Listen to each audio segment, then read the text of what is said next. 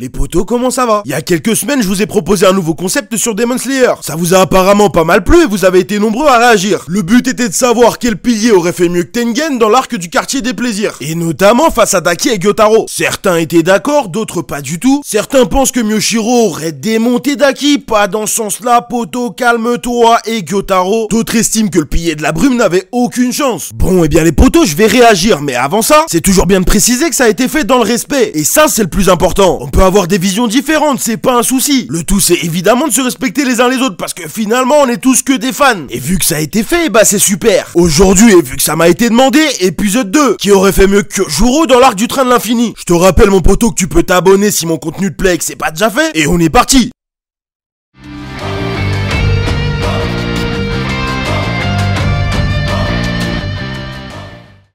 Bon, réagissons très rapidement. Alors déjà, je ne suis pas d'accord, et c'est pas grave, hein, avec ceux qui pensent qu'on sous-estime Gyotaro et qu'aucun pilier s'en serait sorti. Les potos, Uzui Tengen s'en est sorti. Certes aussi parce que Gyotaro a voulu faire mumuse, parce qu'il est intervenu relativement tard, mais la réalité c'est que Tengen s'en est quand même sorti. La réalité c'est aussi que Tengen est un des piliers les plus faibles. C'est pas moi qui le dis, le pilier du son lui-même l'admet, et ça c'est en majeure partie à cause de son souffle. Ça lui demande beaucoup trop de temps avant d'atteindre sa puissance maximum. Et pourtant, à partir du moment où il joue sa partition, on va dire ça comme ça, hein, il fait jeu égal avec Gyotaro. Il anticipe ses coups. Et je me répète, mais il fait jeu égal alors qu'il a un bras en moins et qu'il est empoisonné. Alors pour ma part, c'est difficile d'estimer que des piliers plus puissants que Tengen ne s'en seraient pas sortis. Pour ce qui est du cas Miyoshiro maintenant, parce que c'était ça le débat. Effectivement, comme beaucoup d'entre vous l'ont rappelé, à ce moment-là de l'histoire, il aurait pas eu accès à la marque. C'est toujours bon de rappeler que s'il développe la marque dans son combat contre Gyoko, c'est justement parce que Tanjiro a lui-même développé cette marque. Et on sait qu'elle agit en résonance. Donc vu que Tanjiro débloque cette marque à la fin du combat contre Gyotaro, avant ça il y aurait eu très peu d'espoir pour que n'importe qui d'autre la développe. Le seul pour qui c'est établi qu'il était très proche de ça, c'est Kyojuro, et c'est Akaza qui le dit dans son combat. On y reviendra. Pour autant, est-ce que sans marque il se serait fait laver? Eh ben j'en suis pas sûr. Déjà il a un style de combat très particulier, il faut pas oublier que pour être affecté par le poison de Gyotaro, faut être touché par Gyotaro. Donc voilà mon point de vue sur la question. Oulala, j'adore ça. C'est un plaisir qu'on puisse échanger nos points de vue, et en plus il y aura de nouveau l'occasion à la suite de cette vidéo. Mais du coup passons au sujet principal.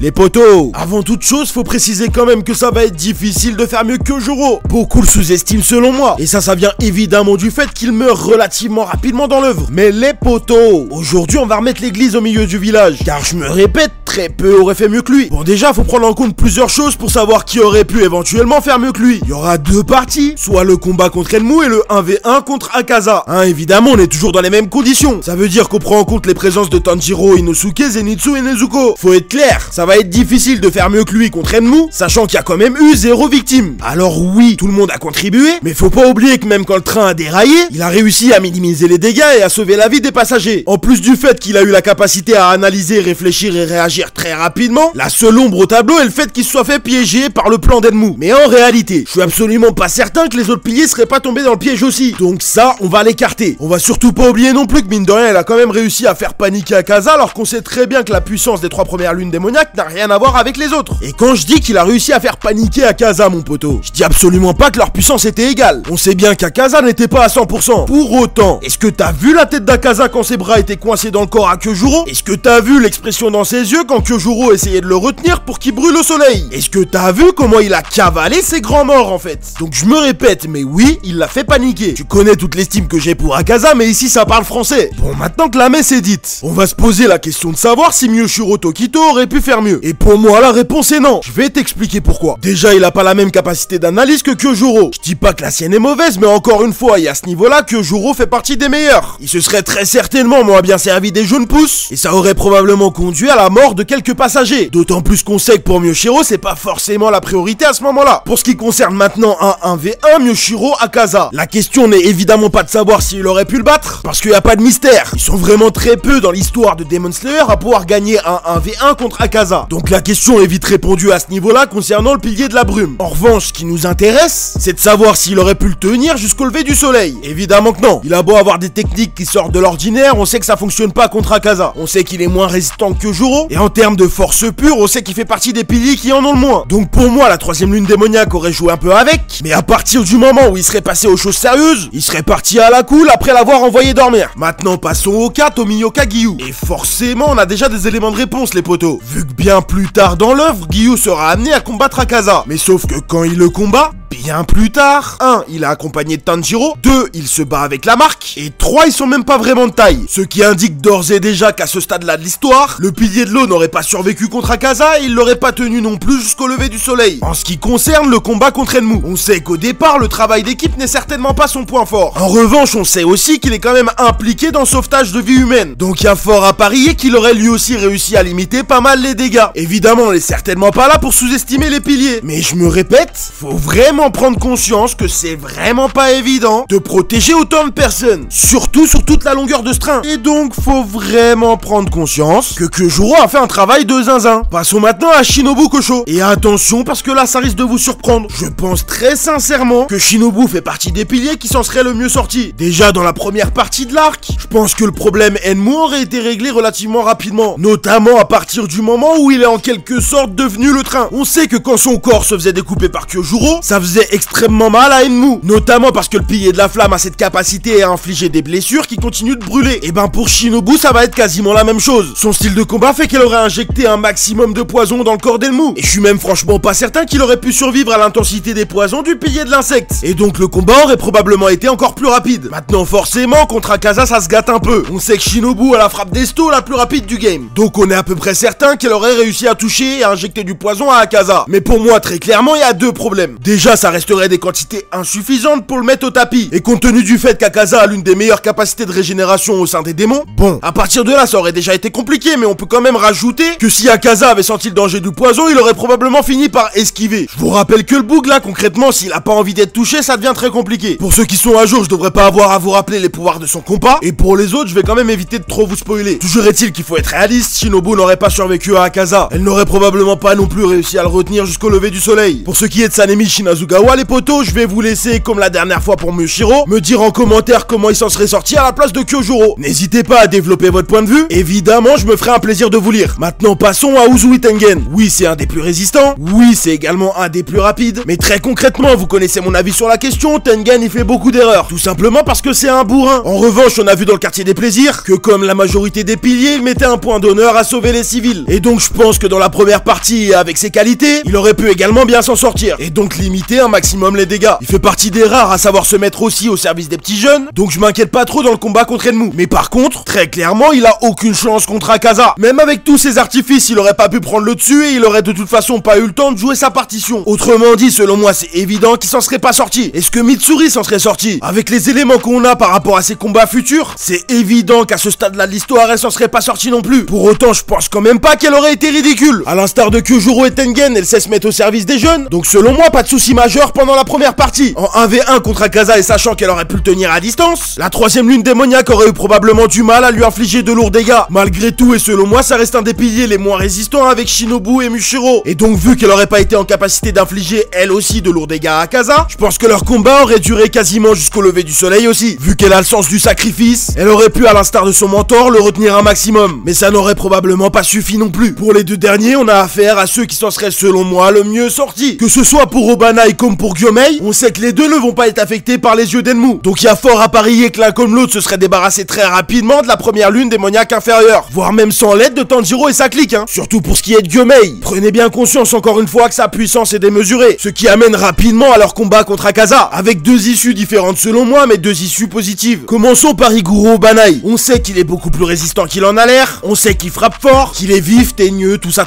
Pour autant, je ne crois pas une seconde qu'il réussira à prendre le dessus sur Akaza. En revanche, et au risque de vous surprendre, je suis convaincu qu'il aurait la capacité de tenir jusqu'au lever du soleil. Vu que pour moi, et comme pour la majorité des autres, Akaza pourrait pas s'empêcher de faire durer le combat, je pense que Obanai serait encore en vie au lever du soleil, et donc que le combat se finirait sur un match nul. Même si on va pas se mentir, hein, y a quand même de fortes chances pour que le pilier du serpent soit salement amoché. Pour Gyomei, ça ne ferait aucun doute que ce serait le combat le plus équilibré. Personnellement, c'est le combat que j'aurais vraiment aimé voir dans Demon Slayer. Et pour moi, il se serait fini sur une victoire du pilier. Je ne pense pas nécessairement qu'il aurait réussi à le vaincre par la force, notamment et encore une fois à cause du compas d'Akaza, mais je suis absolument convaincu qu'il l'aurait retenu jusqu'au lever du soleil et qu'Akaza aurait grillé. Gyomei s'en serait sorti avec des dégâts physiques, mais il s'en serait surtout sorti avec une victoire.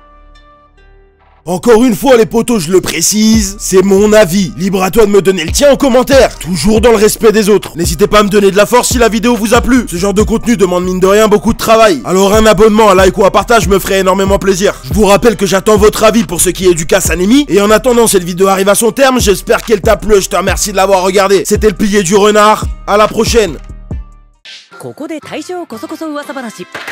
宇髄さんの家は一夫多妻制で、15になったら3人の妻を俺も忍びになろっかな。なら今日から忍びの修行だな。いやー